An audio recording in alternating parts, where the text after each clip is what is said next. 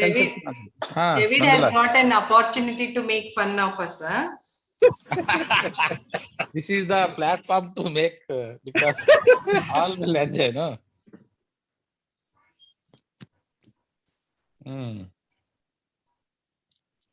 ఏం సార్ రాలేదేంటి?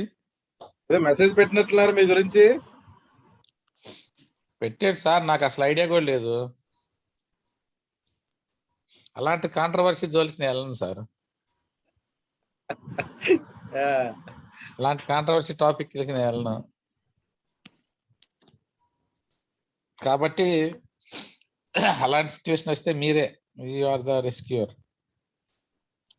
పెద్దవాళ్ళు సార్, అందుకే మీ నేమ్ తీసుకున్నారు సార్.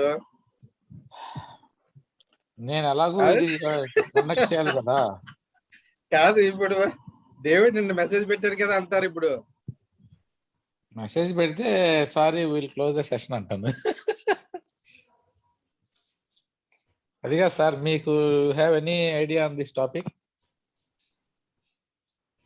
లేదు, 2-3 days నుంచి డిస్కస్ చేద్దాం అంటున్నారు. మాది ఒకసారి మళ్ళీ మాకు ఫ్రాక్చర్స్ అన్ని అయిపోగానే మా కొలీగ్స్ కి అందరూ ఆడవాళ్ళు ఉన్నాము. ఫోన్ చేశారా మరి ఆయనకి? ఇప్పుడు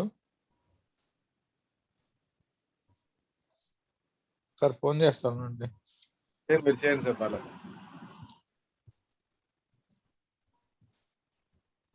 good morning madam, Rani madam.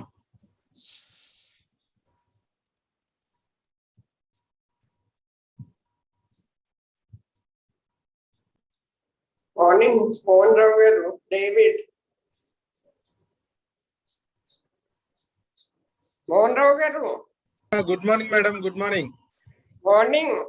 Morning మీ సార్ లేకపోతే నెక్స్ట్ మీరే కదా మాట్లాడాల్సింది. ఆ ఛాన్స్ నాకు ఇవ్వలేదు, డేవిడ్కి ఇచ్చారు. స్లైడ్స్ టాపిక్ ఏదో మీకు షేర్ చేసి ఉంటే ఆయన ఒకవేళ ఇంకా జర్నీలో ఇరుక్కుపోయి ఉంటే యూ కుడ్ హావ్ కంటిన్యూడ్ కదా.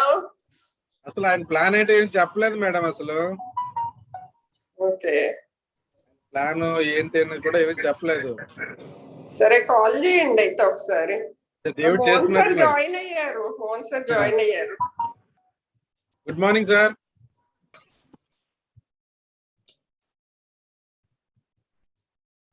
Connecting audio. Good morning sir. Good morning. కొంచెం సారీ, కొంచెం ట్రావెలింగ్ లో ఉన్న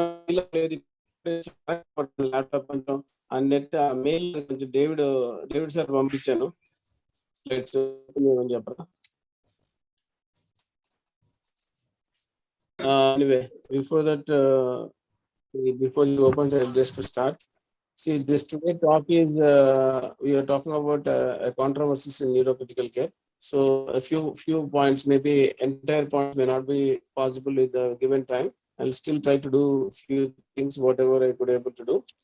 And as we all know that as per BTF guidelines, a lot of guidelines is been formed for so many years, and stroke guidelines and BTF guidelines have been given us a lot of insight and what to do, what not to do.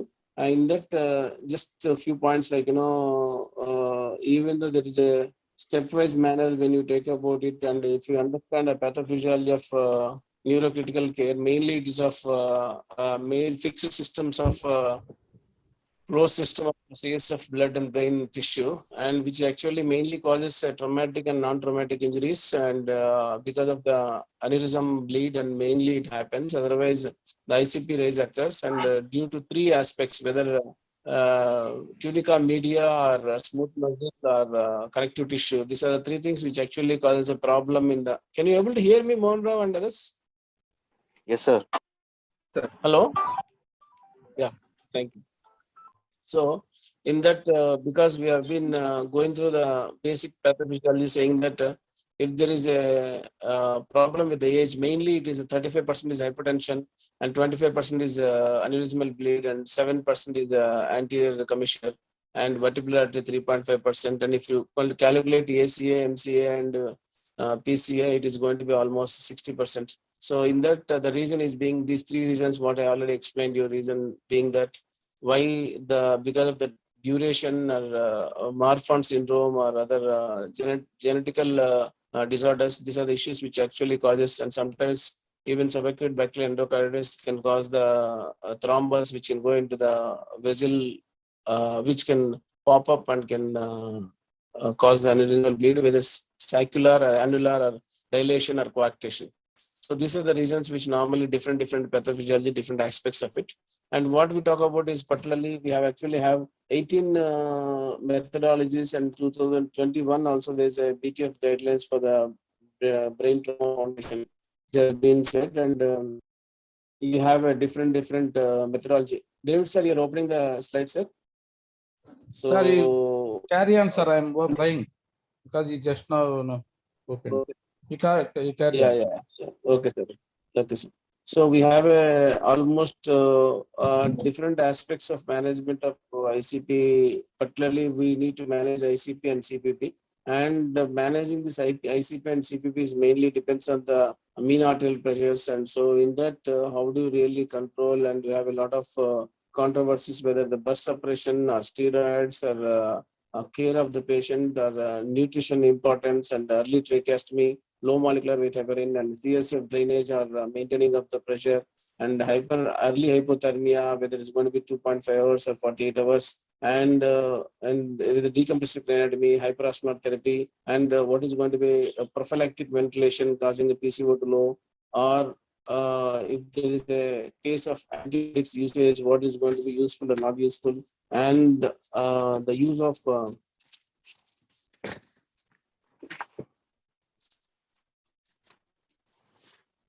looking at the prophylactic traumatic seizures, whether you are going to prevent or not going to prevent, and look at the stroke, whether what blood pressure targets we need to put, and these blood pressure targets are going to be beneficial or not beneficial, and these are all actually given by that, and looking at the brainstem identification of the early certification, when we can able to do that, and that is going to be, if this is going to be the method of you have a stepwise manner to maintain this. The first step is going to be the how you are going to reduce the ICP, and a second is going to be stepwise by the resection of the mass lesions by the CSF drainage or thing, and third step is going to be the hyperosmolar therapy, and fourth step is hyperventilation, and fifth is hypothermia, therapeutic hypothermia, and what is the barbiturate role and decompressive kleenectomy. So in this, now we'll just going to talk about only a few things. Hope I can do in the cell phone also. If I can do that, I'll do that. So in this, what we are going to talk today is about only a few points, like in subarachnoid hemorrhage, what is actually going to be the effect, and brain trauma foundation, what are the few points, and the effect of PEEP on brain, and what are the weaning protocols, and if the decompressive kleenectomy, what is the DVT prophylaxis in cases of traumatic brain injury or severe traumatic brain injury, or there is a so. And now I would like to ask our seniors, what is the BP controversy, blood pressure controversies in particularly TBI? Dr. David sir, can you just if you can say a few points, 1 or 2 points only for TBI, can sir? As per the evidence of Cleveland Clinic Research and British Foundation, what happened was there is a nursing studies as well as a clinicians of critical care specialist studies. In the nursing care studies, they have done the blood pressure is monitored differently. There is a oscillometric method, there is a non-invasive blood pressure monitoring, and there is a arterial line blood pressure monitoring. The difference between, it has been shown that there is a 15 to 30 mmHg of systolic blood pressure and 7.5 to 12 mmHg of diastolic blood pressure change was been noted. And there was no uniformity of the blood pressure monitoring, either used for the non-invasive blood pressure monitoring or invasive blood pressure monitoring, arterial blood pressure monitoring. So both the things have been said, and the targets of blood pressure, when you are looking at the pressures, it is only the mild. What is going to be previous patients of hypertensive, the age is less than 40 years or between 40 to 69 years, or below 40 years and above 70 has been categorized differently. So in this blood pressure management, the monitoring method always, if it is a severe TBI, better to start with arterial line for first 48 hours, and rest of the time still can be managed. And the management of blood pressure monitoring has to be looking at whether the minimum blood pressure has to be there to maintain the cerebral perfusion pressure. The MAP has to be maintained more than 70. So they have not clearly mentioned 60 to 70 have been mentioned, but the lower target is 60 or 70 has been still to be unclear even at this point of. It differs from the patient to patient. So the controversy about the monitoring of the blood pressure, which technique to be used, and second thing is what targets to be used. In the target utilization also, there is a ICH and there is a TBI. In the ICH and TBI, the target is alarming is more than 200 mmHg systolic blood pressure and more than 130 mmHg. So mean arterial pressure of 110 is better. And when you are managing it, what antihypertensive should be used? Because you are using the antihypertensives, different antihypertensives can be used.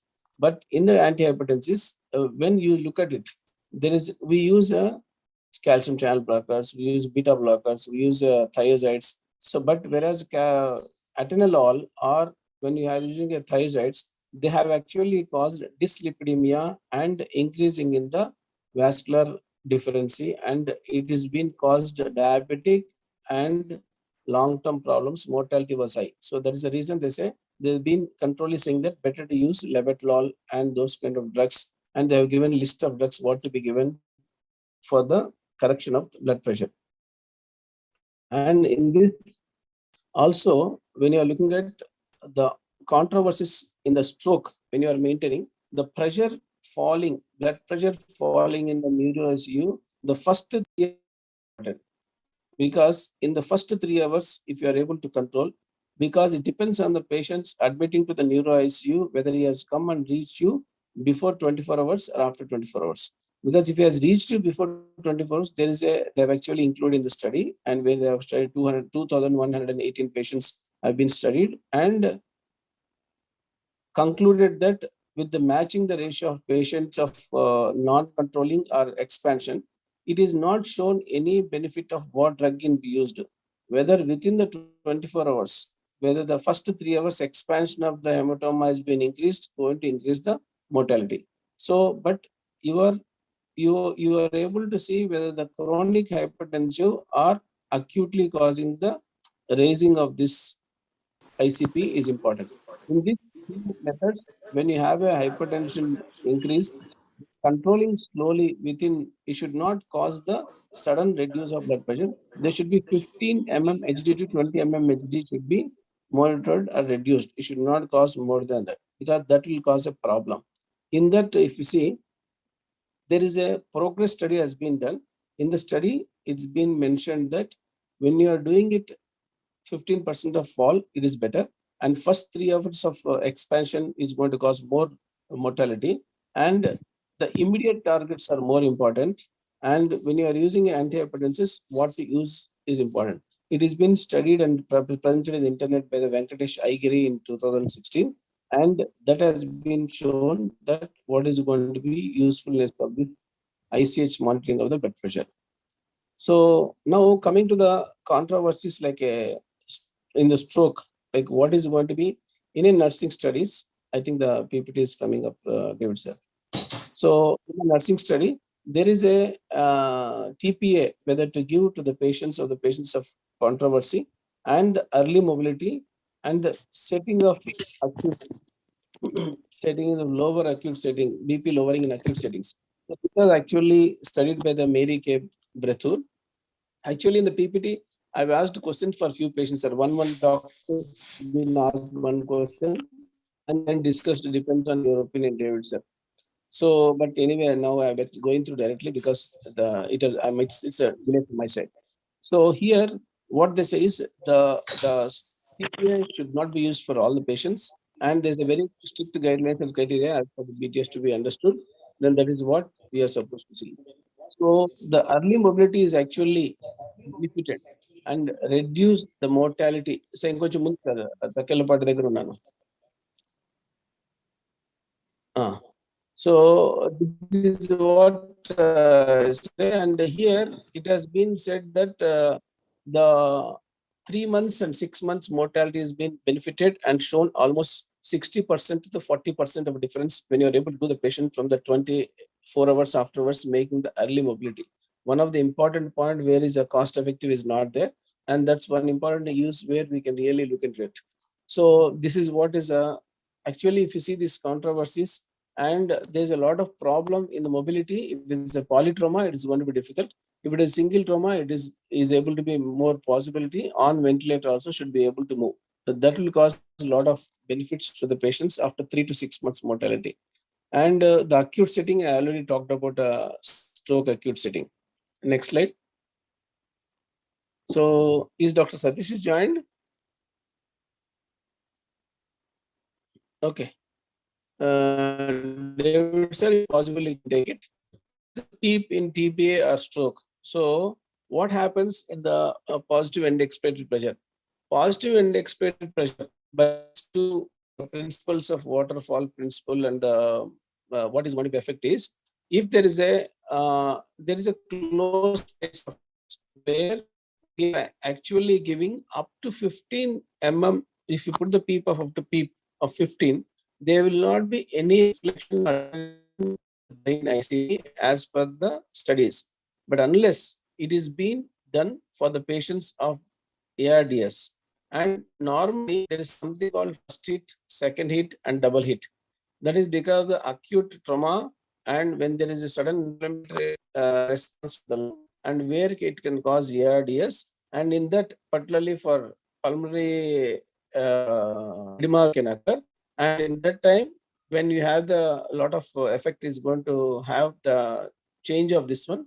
If you have seen the patients in the first few hours, even though like without injury to the lung, the PaO to FiO2 ratio as less than 300 normally in the trauma patients of severe trauma patients because of this mechanism. So because sympathetic and parasympathetic, when the sympathetic is there, there are two theories has been told. One, sympathetic has been damaged, and parasympathetic is not able to back and is not able to reverse back. So there is a HMDG1 which is going to be effect of this. Because of that reason, there is a damage to the lung tissue which can cause ARDS. In this, if there is a lung damage, and the PEEP is going to be used for the recruitment maneuver, because we are actually, there's one method of recruiting maneuver and not affecting. So that means it's only increasing SpO2. So there's no effect on CVP or ICP. Normally what happens, the PEEP is going to reduce the venous return. That is going to reduce the hypotension. That will cause the damage to the ICP. But normally if you see, abdominal compartment syndrome, when there is there, the pressure in the abdominal pressure enters the ICP affects more than the intrathoracic pressure. So in the intrathoracic pressure, when the PEEP is there, it is not going to reflect that much to the ICP compared to the ACS. So in the PEEP effect, up to, because depends on it, if there's a normal lung and you are increasing the PEEP more, still it affects ICP, that can reduce the hypertension. Equilibrium or equation of the effect of the blood circulation in the brain will be altered. But whereas they have been studied of like particularly for high there's one study where they have done only 218 patients, and in that the sudden rise of 5 mmHg PEEP is equalize the brain circulation in the arena of like penumbra, what we call it as that side, because normally at that area that the circulation of the blood is reduced. But whereas this PEEP increase the pressure, is increase the blood circulation there, there's the indirect effect of improving that area. But as of now, for the controversy here, the PEEP does not affect the ICP unless it is less than the ICP, the CVP, and PEEP is less than the ICP. Because normally ICP is around 20, and if it is more than 22, more than 5 minutes, it is called a ICP raise. And for that reason, we have to see that the ICP should not be raised longer time. So for that purpose, sorry. So for that purpose, Sir, when the ICP, sir, చెప్పండి sir. Sir నేను శ్రీనివాస్ని. Sir, do you think, do you mean that every neuro patient we need to monitor CVP? It is not monitoring CVP, not required, because you now in severe traumatic brain injury, there should be monitoring of ICP. Otherwise, you need to see only CPP by the map. Sir, this one, as you mentioning that, the PEEP should not cross CVP. Yeah. There is a mention, because if you are seeing the CVP, if it is going to cross it, that effect is going to be reflecting the ICP more than what it is there. Okay. Now I'll ask the residents, sir. They can answer. As sir was mentioning, what is the relation between CVP and PEEP in a patient who is having a traumatic brain injury? Why the intracranial pressure will be raised? Anyone can answer. How? What is the mechanism? Sir, PEEP, if PEEP is increased, there is a decrease in venous return, then CVP will increase, then automatically it increases ICP. No, see, when the venous return is decreasing, how the ICP will increase? Sir, when venous return is decreasing, then back pressure will be there. So there will be decreased pressure difference between in the heart. Then there is venous return will be decreased. So it automatically decreases the venous return. It automatically increases the pressure in the central vein. I understood. There is a decrease in the venous. There is an increase in the. You need to tell that jugular venous pressure. How the jugular venous pressure is contributing to ICP? Sir, it is in continuous. It automatically decreases the venous return from brain also, sir. Okay. So, fine. I think so that causes increase. Dekina, I think I have explained this at the time of people. I don't know. I think I'm explained. Okay. That's it. I was telling about the PEEP, how it affects the brain. What is the reason? Accordingly, what is the PEEP and the ACS and how the more. I don't know. I think I have done.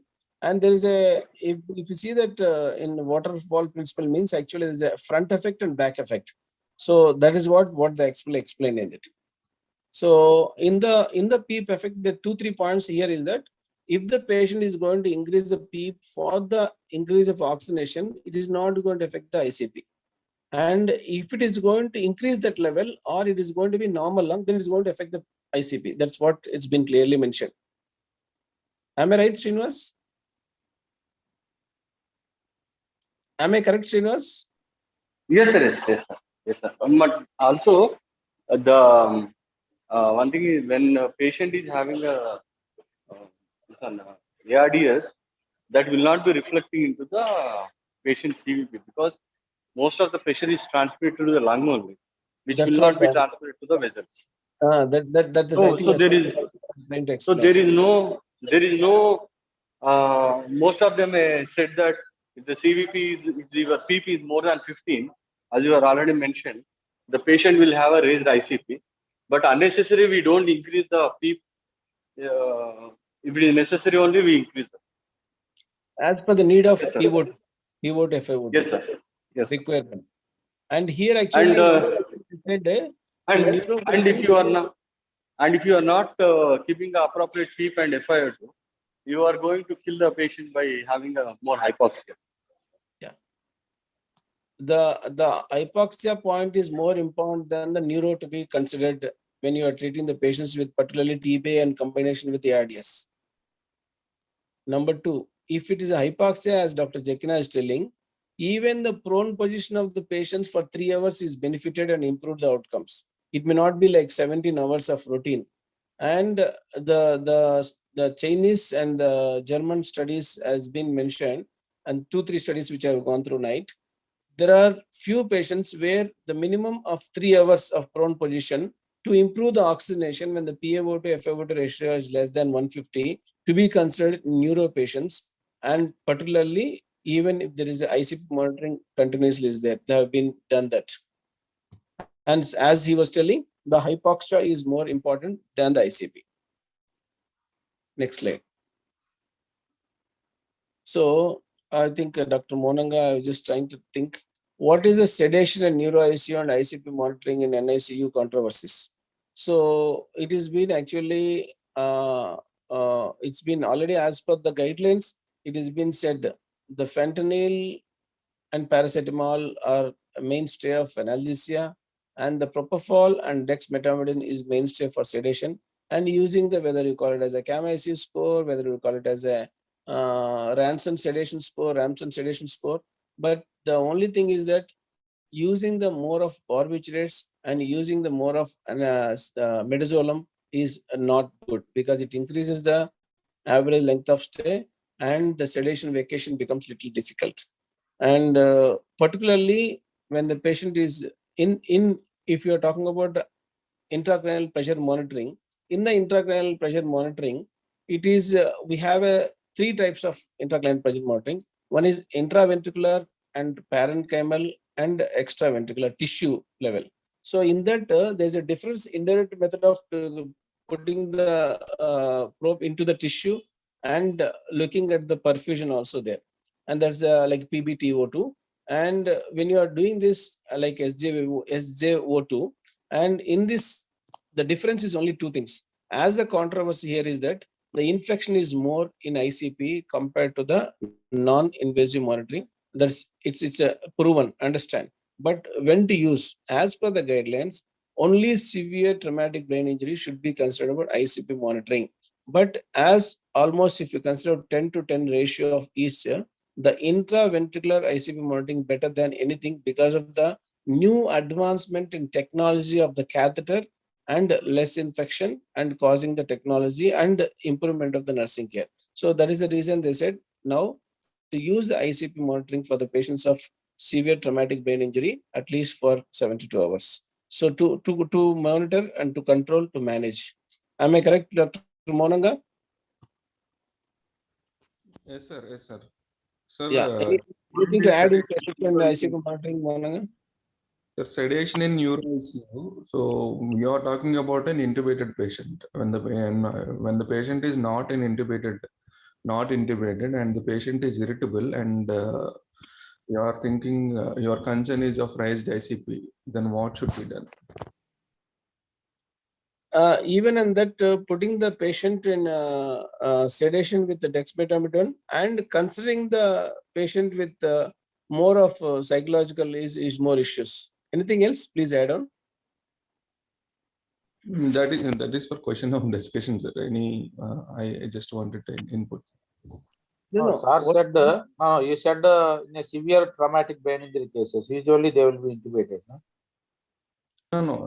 I'm. That's okay. What talking about irritable patients? What sedation to be given for non-intubated patients? That's a question, Dr. David.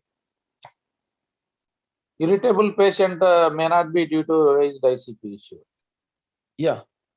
So what to be done? Do we need to ICP is raised, that causes patient severe problem to the patient outcome, that he must be intubated and sedated.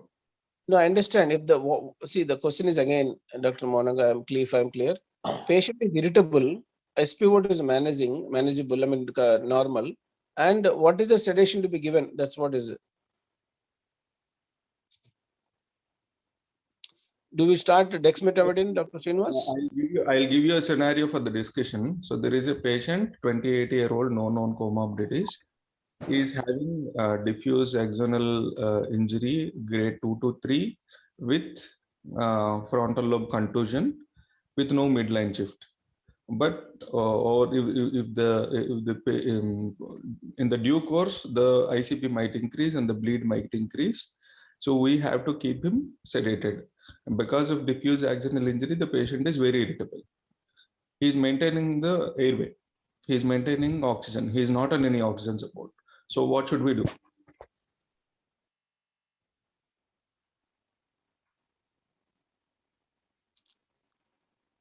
Because we should not restrain the restraint will have more increased irritability, and we should start dexmedetomidine.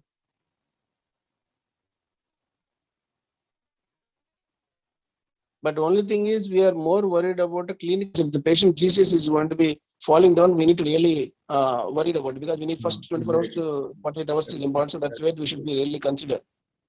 Is it the patient drowsiness is because of raised ICP or because of the sedation? That is the will not point. be knowing it. So that's the reason better to avoid, no? So any other inputs?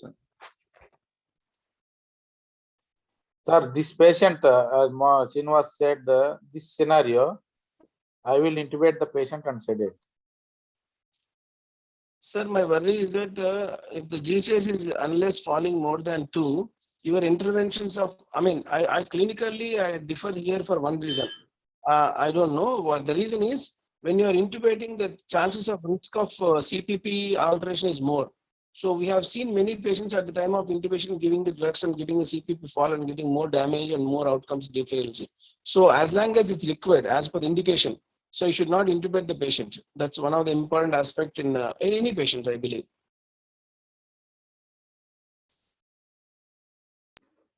Sir, if not Others will do. intubated patient, ICP will increase, no, sir. That will further damage. Irritability will increase the ICP. Sir. So for that, yeah. Yeah, once a patient in that stage, we will knock out the patient for intubation. Why ICP will increase? We will sedate, paralyze, and completely knock down the patient and intubate. I understand, sir. I'm not, sedate. yeah, I understand. I'm not talking about Sir, here, sorry for interruption. He has mentioned that frontal injury, these patients usually will be irritable. So they are irritable. So here there is again clinically we have to see, sir. These patients, every patient we can't intubate, and while giving a sedation which takes them, we should be very cautious. Actually, better to avoid sedation for these patients for first few hours, as when I'm going through yesterday one article. But we said the intermittent sedation is important, and which is short acting, and we can see in between. There's another fellow says, but I don't know exactly this controversy. Anything else, Dr. Monanga? From your side? Intermittent sedation is the only maybe. Yeah, maybe maybe. Intermittent lorazepam. No, lorazepam is long acting, sir. Is it intermittent propofol or intermittent midazolam or intermittent lorazepam? No, but actually, no benzodiazepines. No benzodiazepines, madam. Actually, that's what I was talking about. Midazolam should be avoided in Neuro ICU.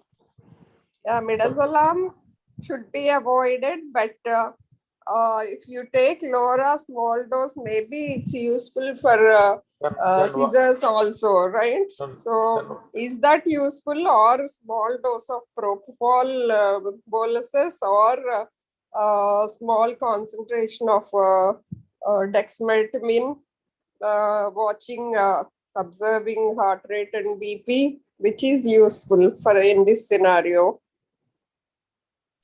What intermittent sedation you will give when benzoid is not indicated?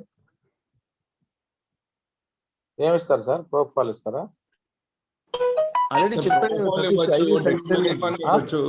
ప్రొపోఫాల్, డెక్సమెథాసోన్, IV fentanyl, ప్రొపోఫాల్, డెక్సమెథాసోన్ ఈ మూడు సరిపోతుంది sir. ఈ మూడిట్లో కొంచెం మధ్యలో అంటే because it's I have seen many అంటే last లో నైట్ ఆల్మోస్ట్ 4 స్టడీస్ లో, because little going through that, ఏంటంటే what happened was there is a definite main thing is brain is perfusion and ICP and CPP. So raise in ICP, fall in CPP is dangerous. So in that whenever there is a raise in CPP, the should not be, to maintain the perfusion, sudden alteration should not be there at all. And the difference of CPP more than 10 itself is going to cause a harmful to the brain tissue. Anything else in this topic, Dr. Dekin, or anybody, whoever is seniors in the group, or doesn't mean seniors or somebody who knows about it? Sir, it depends on how irritable he is. Okay, if your sedation intermittent is manageable, okay. If patient is still, it is very irritable and very frequently is patient getting very irritable and restless, and then one time we have to intubate and sedate the patient. I will do that. Yeah, I understand, sir. You will do it, but Depends on how patient is responding. The indication for intubation should not be the irritability. Not the irritability. What he said, if the confusion is there, the irritability causes raised ICP causes midline shift. If the problem is means the chances are more, then the neurosurgeon will tell you, this patient is going to have a midline shift. Okay. We will discuss in view of time. Yeah, I understand, sir. It's a clinical decision bedside. As you said, presently the bedside decision is very important. And dexmedetomidine are the choice, not the other drugs, not the lorazepam, not the midazolam, not this one is the choice for non-intubated patients, for the irritable patients. Okay, and I think Dr. Satish joined now, I believe. You have any point about Dr. Srinivas, Dr. Satish? Tamiras, Satish.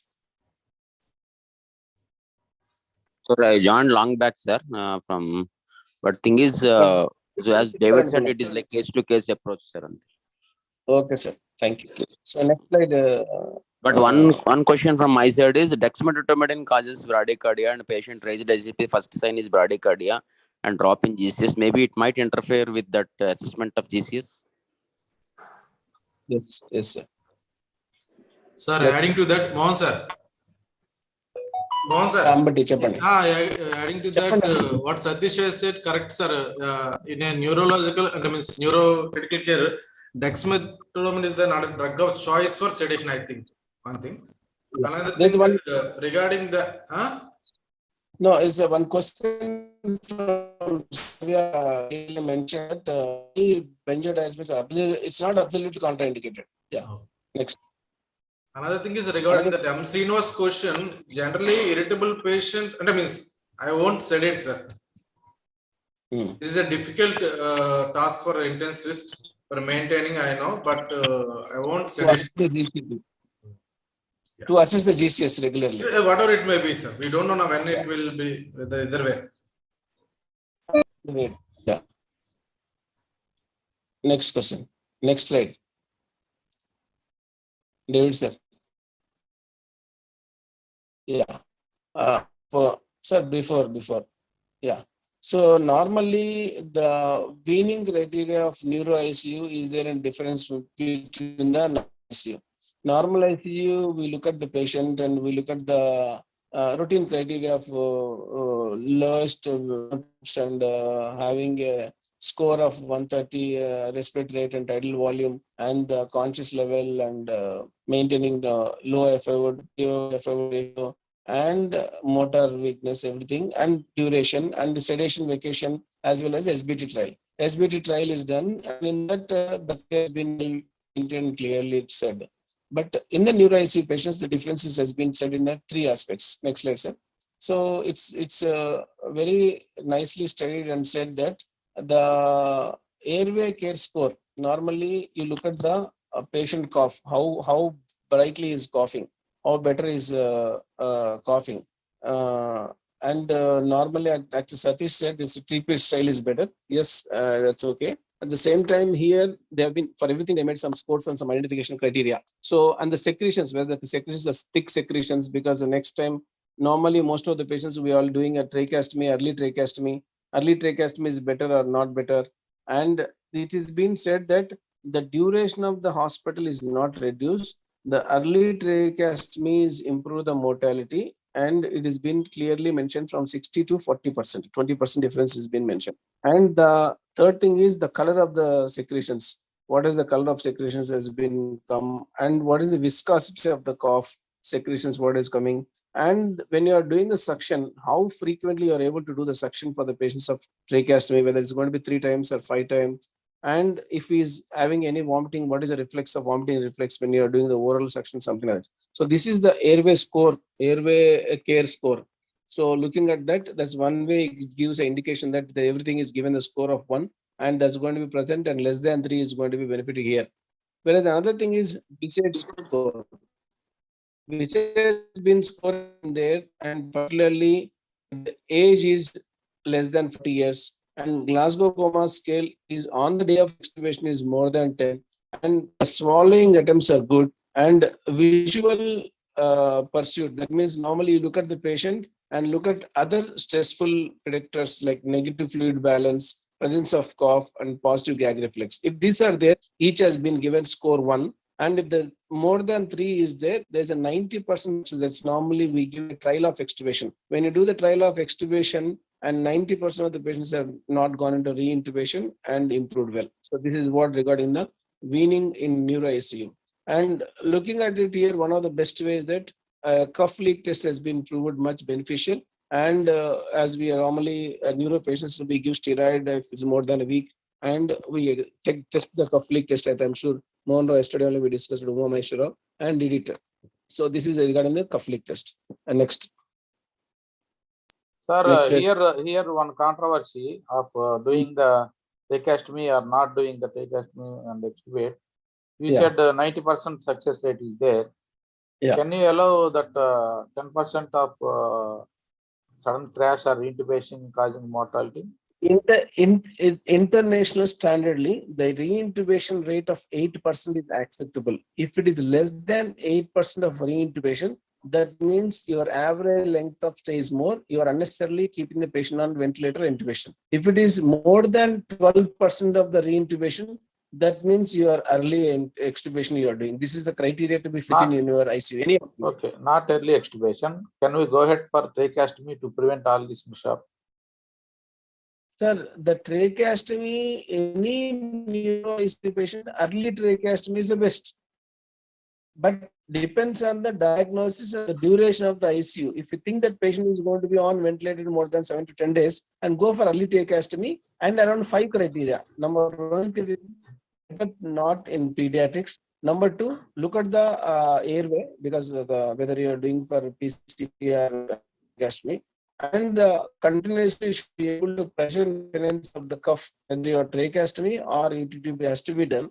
And it is not going to reduce the infection. It is not going to reduce the ICU length of stay. It is not going to increase anything. So, and lastly, it is definitely improves the morbidity and mortality of 90 days and 6 months. That is because of the early mortality, early nursing care is indirect effect. This has been said.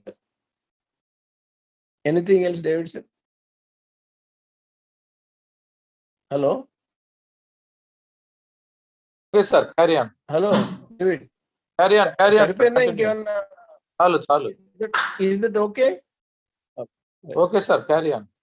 And now coming into the aspect of, I think this is the last slide because next slides are not related. And if anything is there, I'll talk about it. So, no, I will summon the lesson.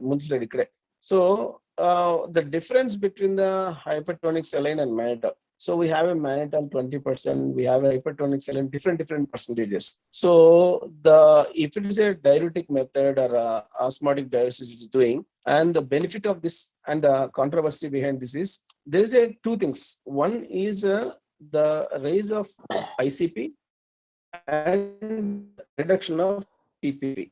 When they studied as a comparison between the hypertension saline and mannitol, there is a level 2 indication for reduction of ICP. Never indicate or say that you give the 6 hour every time they should be assessing the patient. If required only we need to do. That's one point to be remembered. And there's a head-to-head trial when you look into the study of hypertonic saline and mannitol. Both will reduce the ICP. But at the same time, choose whether to give single or double. I mean, both can be given. It's the same patient also. It's not that hypertonic saline is better unless, I mean, as we all know that there should not be hypovolemia, there should not be patient having contraindications. But here they have studied 2-week mortality rate, looking at the head-to-head 1:1 of matching, and it is a American British, the Brain Trauma Foundation of everything, particularly American Thoracic Surgeries and WES, another I forgot the full length of name, and those people have been taken the retrograde and analysis of all these patients to maintain the confidentiality. Between the 2000 to 2008, all these patients have been taken, not taken any identification of the patient, only taken into the matching of the what is a percentage of mannitol and what is the percentage of hypertonic saline is matched 1:1 and 1:2. That means more patients were used mannitol. So the 2 patients of mannitol, 1 patient of HT has been compared. And they looked into age, they looked into the Glasgow Coma scale, they looked into the pupillary reactivity, and they looked into the hypotension. And the only thing is only looked into GCS, so they have avoided the cranial. CT scan has been not considered. Here, the use of hyperosmotic and where this is actually first line management, and it is definitely showed that the episodes of cerebral herniation at the end of secondary effect what they have seen, but the combination of these two actually benefited for many patients actually, and it is not that whether you have given first week or second week, there is no use of this giving after 7 days. The first 7 days and first few days is more important. And another point I missed previously was the hyperventilation maintaining CO2 for first few hours is only useful. It's not. And here, the 2-week mortality, when they looked into that, there's benefit from the hypertonic saline. So presently, we recommend at this point of time, hypertonic saline is better than mannitol, but it is yet to come to the trauma guidelines. May take some more studies to be required. So with the sample t-test and chi-squares test, and they have actually looked into this injury severity score and looked into all these things and what intraventricular changes, and also the cardiac output also been monitored because to look at the intravascular volume. So this is what they studied and said that this is beneficial. So anything else, Dr. Mohan Rao?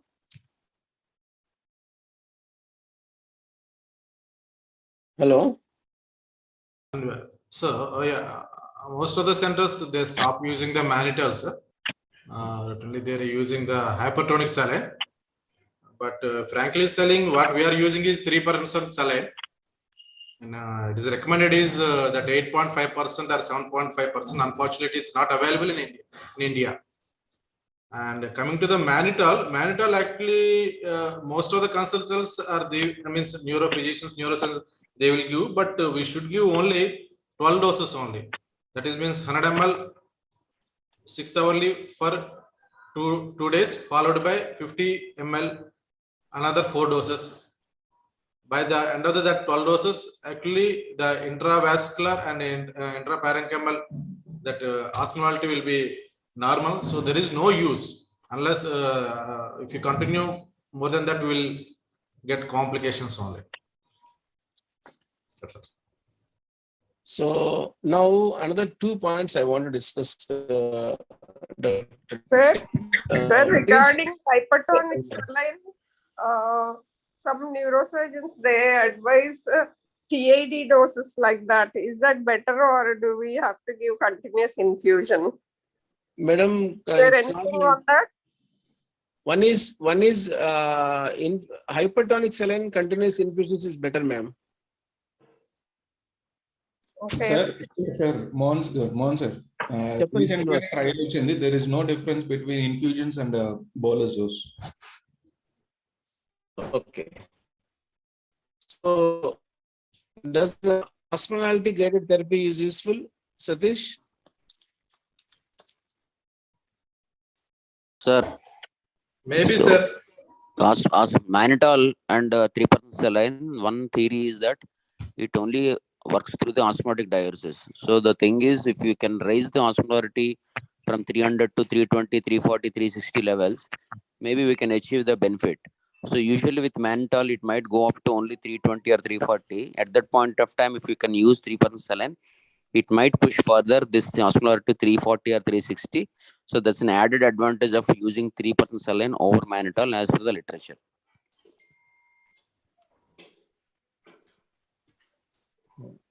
Is it okay? Is there any complication of central demyelination syndrome with using the 3% saline in head injury patients?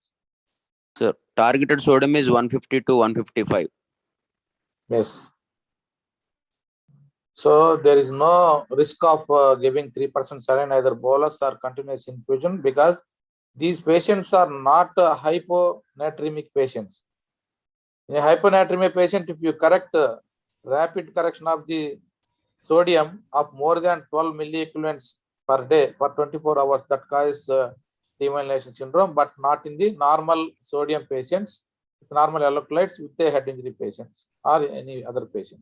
Why So only central pontine demyelination, David? Because of on chronic hyponatremia that causes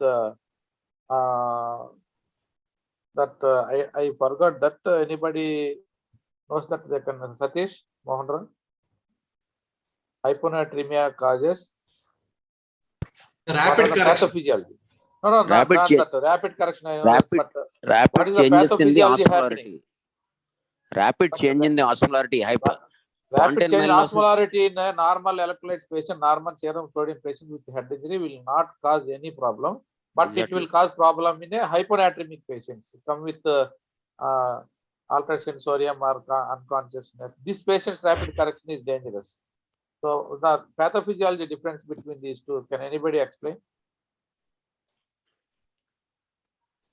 Why it is causing the central demyelination? Yeah, basically pontine myelinosis happens and whenever there is a rapid corrections of the osmolarities, even it is the case of correction of hyperglycemia to normoglycemia immediately. It's not the only case with the saline I am correction, asking sodium correction. pathophysiology.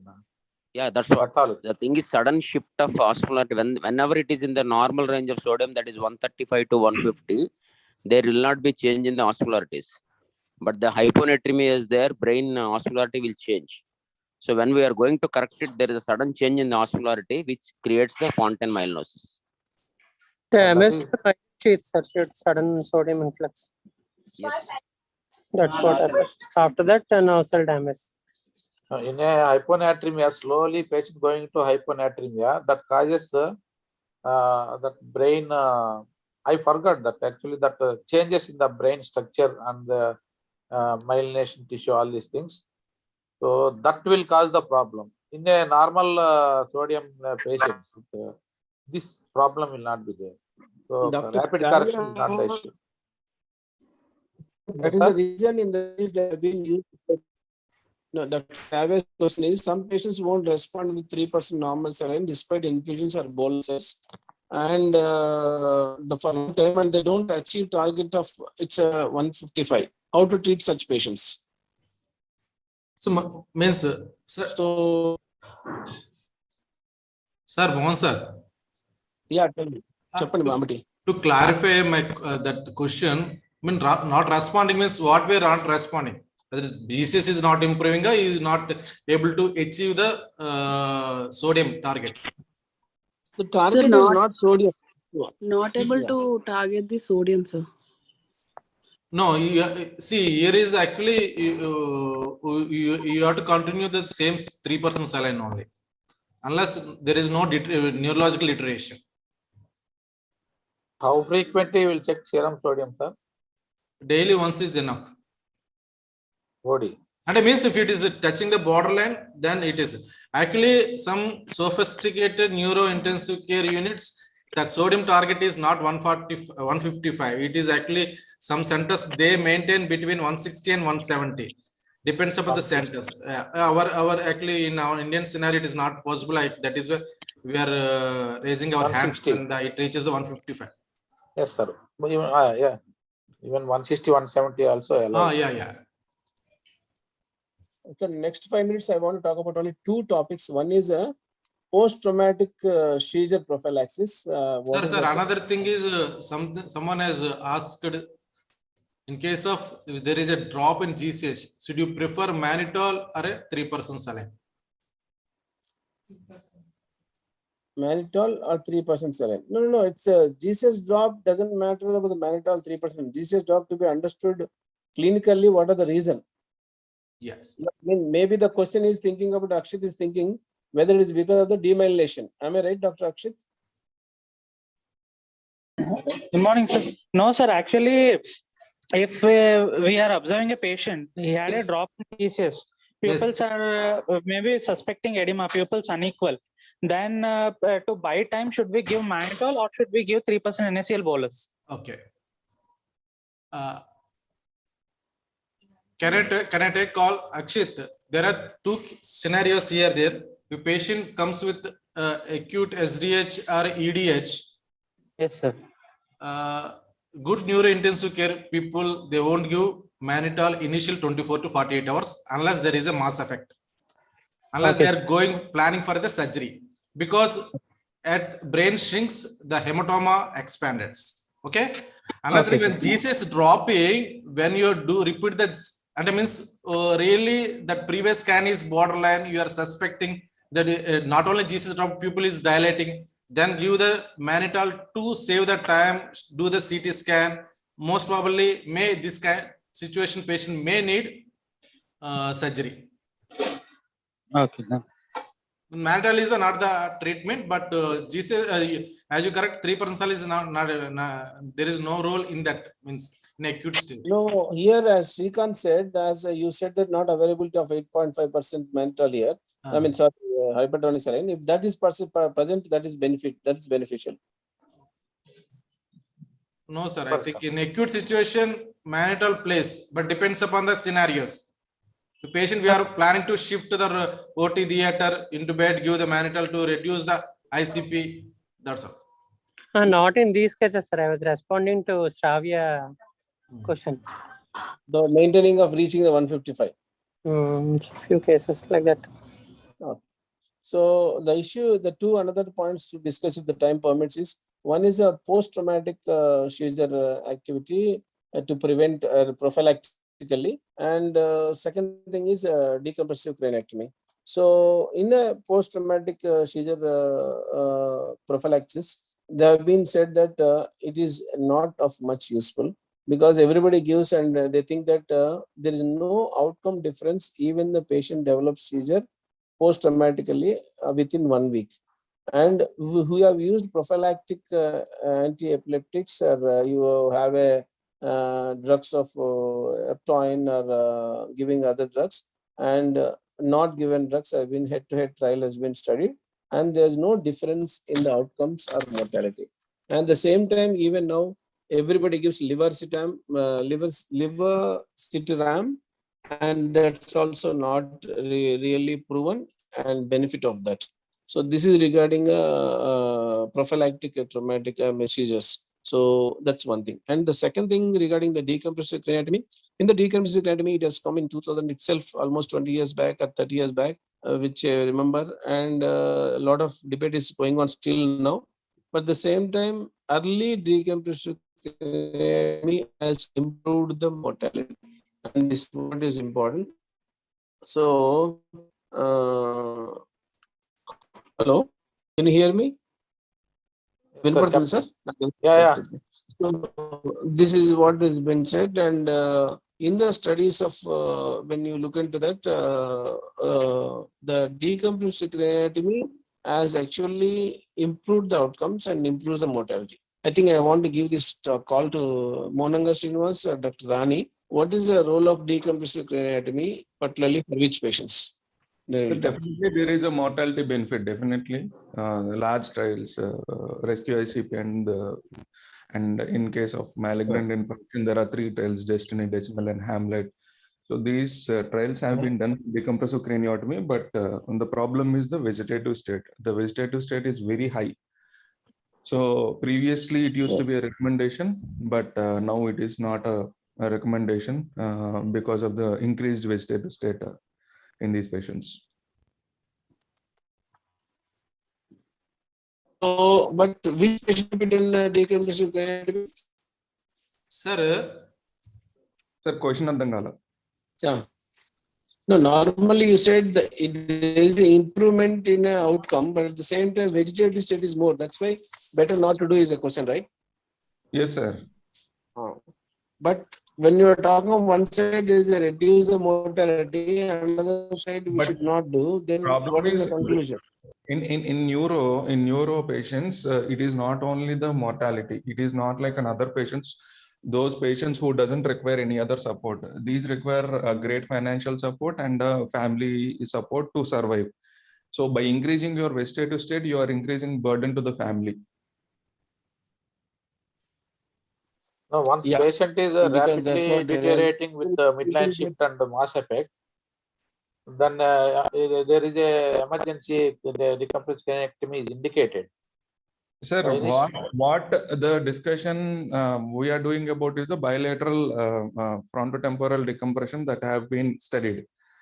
In severe TBA. In severe TBA, in every who has met the criteria. Obviously, when there is any patient who is requiring a decompressive craniotomy because of PH or something, that is different. What we are talking about severe TBA, even the patient's GCS is not deteriorating, but he might deteriorate. In those cases also, they have done the decompressive craniotomy for achieving the mortality benefit.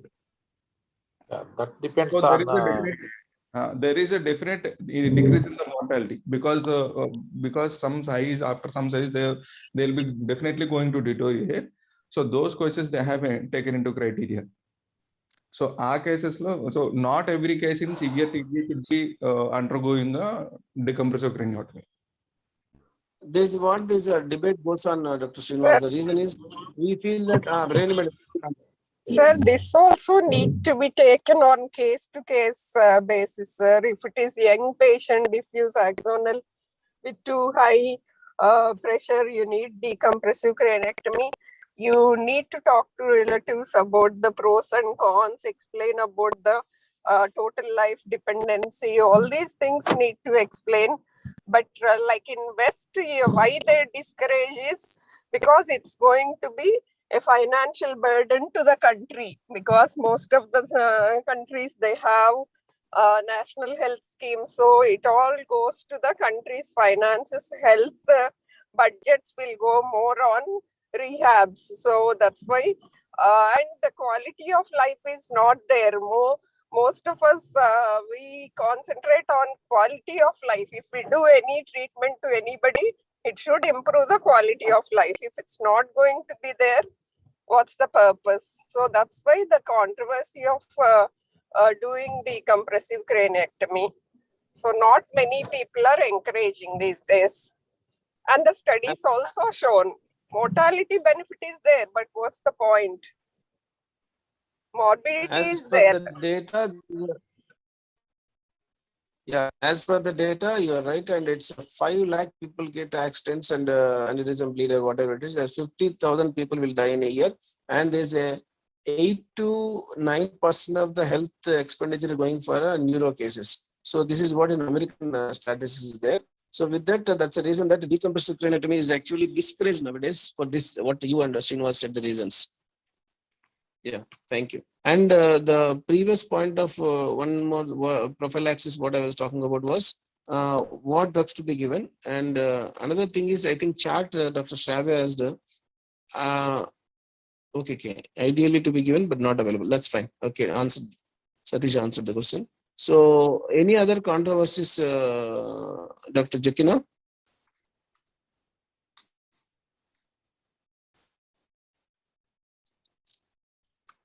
Is it there? Sir, DVT prophylaxis, sir? Oh, you missed it. Right. So DVT prophylaxis, I think we already have a case yesterday only you noted, where we have given a double dose has been expanded, this one seen. So this it should be given with very cautiously and can be considered for the patients of TBI, but ICH particularly for should not be considered in the early, because mechanical is more important. We have a pharmacological and mechanical, and giving a both is very crucial for neuro ICU patients, and the single dose of DVT prophylaxis should be given. You can add on, Dr. Mohan Rao. Nothing, sir. Regarding the decompressive cranectomy only, actually the timing of surgery is very. Can I add, sir? Can you complete this DVT? Then DVT regarding the complete the DVT. DVT. Yes, sir. Actually, usually we'll use the mechanical prophylaxis, but the question is when we can start the pharmacological thromboprophylaxis. you can start the first day itself. The intracranial hemorrhages, No, sir, traumatic brain injury. No, not in hemorrhages. No, I'm telling you. Particularly only we are worried about a ischemic stroke. No, in hemorrhages. Ischemic stroke, the conversion is very dangerous. Hemorrhagic strokes and. I think. Chappan Srinivas.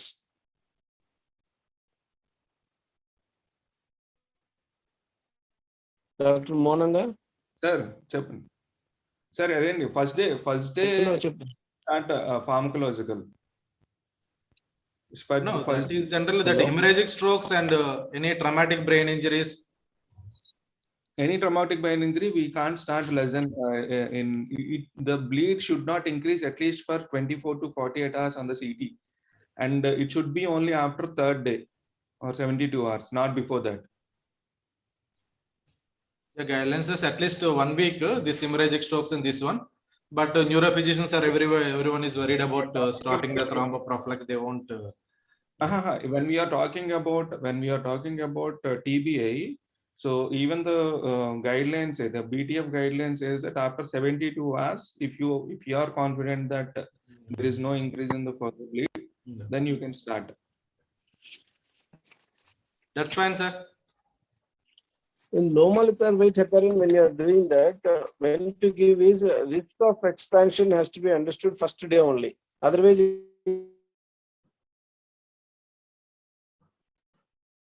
I'm just telling out 72 hours.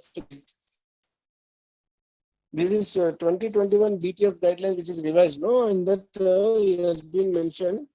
Point number 11, low molecular weight heparin and the mechanical risk expansion to be considered. And if that's not there, then you can start. And if stable, pharmacological will be started, and there's no preferred agent. Right, sir. Over. Group. David, decompressive kleenectomy గురించి మోహన్ రావు చెప్తున్నాడు. Hello. Mohan Rao, just 1 minute. Can you just complete it, please? Yes, sir.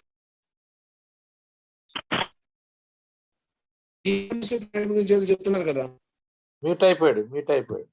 Okay, sir. The timing of surgery is important, sir. Actually, so if your neurosurgeon aggressive and at that time means by clinical correlation and imaging, if you do whatever bitemporal or the bifrontal or the temporal, so I've seen mortality benefit. That's all, sir. Apart from that, from anesthesia side, anything, Dr. Anurag? Anesthesia side ఏంటి? Decompressive kleenectomy కి ఏంటి as a first day చెప్పారు కదా, ఆమె కూడా analysis అయిపోయింది కదా. Anesthesia side ఏంట? Decompressive kleenectomy తో చాయిస్ ఏమన్నా ఉందా, లేదంటే రొటీన్ అంతే? Hello, Anuradha?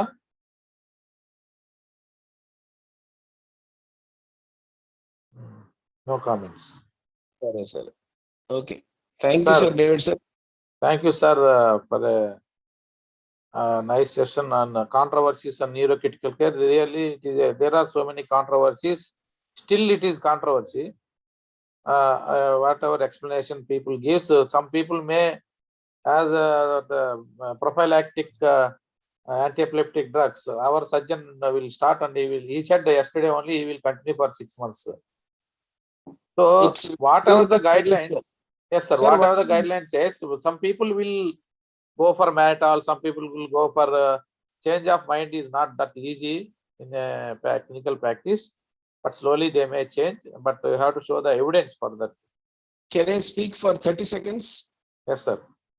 Yeah, the number one point is I'm really sorry for starting a little 2 minutes late and connectivity, because I still just traveled for someone death ceremony occasion. And second thing is everybody is qualified and senior enough, and they actually know how to manage. The only problem is they have not gone through the recent literature confidently, because even at the time now, when you go to the conference, attend a topic and read the points, analyze like critically about the study papers, when you do in the research, we keep changing. But the people who have been not continuously upgrading them, they don't change. It's not of their mind. That's all. Nothing else, sir. That's my opinion, sir. Yes, sir. Okay, sir. Thank you, sir, for giving explanation of all the controversies and giving the solution for that. Thank you all the other consultants for giving their opinions on these controversies. Thank you very much for this nice class. We will meet in the next Thursday. Thank you all for joining the class.